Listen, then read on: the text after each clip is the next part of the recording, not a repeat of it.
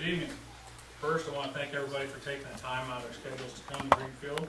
And I want to thank Dean Hopkins for nominating me. Dean and several other people called and urged me to consider running for this open seat. And it was their support, not just for today's vote, this evening's vote, but really their support that they pledged for the work ahead that helped convince me it was the right decision to throw my hat in the ring. In making that decision to run, I kind of thought back to what motivated me to run the first time for the State Central Committee back in 2008. And at that time, so I pulled out some old notes, and I found my notes from the old 2008 5th District Convention that many of the counties were in back then. And I stood before the convention that day, I think it was in April, and I said, as a minority party, remember where we were in 2008, as a minority party, Republicans cannot protect our conservative values. We cannot protect life, protect traditional marriage, protect the family budget from big government taxes and spending, protect our borders, or even protect our sacred Constitution. And I pledged that day to put my years of professional campaign management and experience to work at the state party to help us start winning more elections, to focus the state party on a better communications plan, a better voter ID program, a better get out the vote program. Now 2 years later, in 2010, I stood for re-election, and I kind of reviewed that Republican Party of Iowa to-do list, if you will. And I was pretty proud to report that we had better communication with the county parties. You know, that was like a check.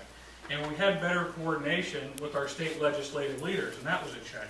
We implemented in 2010 a voter program that I think was a very good program at attracting new voters into the Republican Party that all the candidates could utilize, whether it was a county office all the way up to the statewide offices and congressional candidates and things like that. So that was a check. And we won back that year the Iowa House in Terrace Hill. Now there was one item on that to-do list that wasn't checked, and I hope you might know what that was, and that's the state Senate. But you know, it was a pretty good job, and I felt good to be part of a group that helped in some small way to accomplish that. And so, you know, as I look forward in 2012, my wife and I, right after the state convention, had a journey scheduled to go to South Korea to pick up our son. And we adopted a little boy from there and came home, and we just felt it was the right time then to pull back and focus in on getting our family settled and that sort of thing. But I left feeling pretty good about where the party was and the progress we made. Yes, there was more to do, more that could be done. Well, today I'm re-entering the arena because just a year and a half later, I feel like several of those boxes that we checked have been unchecked. I feel that from talking to many of you in this room that state party communication with our county parties appears lacking.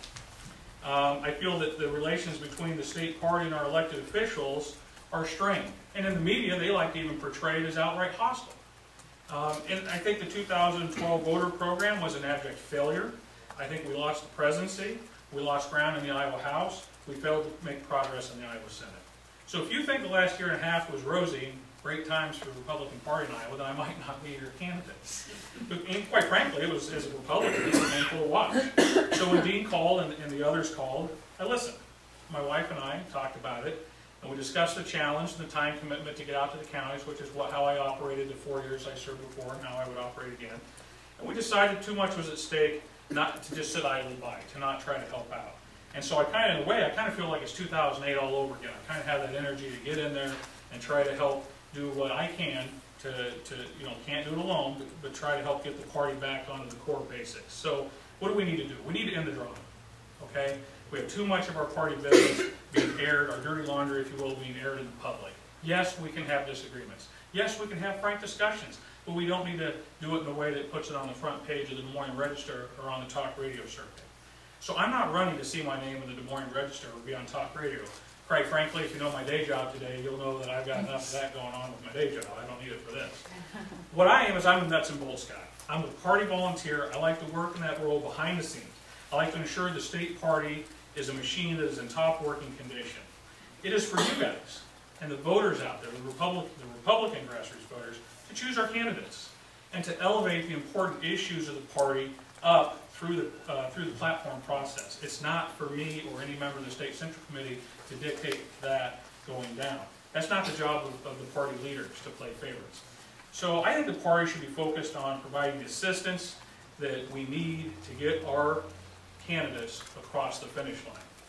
Once the grassroots determines who our candidates are and helps shape the message through the platform process, The party should be there to pick up in the general election. We should have that get out the vote program. We should have that voter ID program. We should have the money in the bank to do what needs to be done. We need to have that to move forward, and that's what I would try to focus on. Now, I fully understand that one person is not going to make a difference, all by themselves, all alone. But with your support today, I would like to be your partner to get the party back on the right track, and yes, I use the word right for a reason, and back in the business of electing Republicans so that we can defend those conservative values.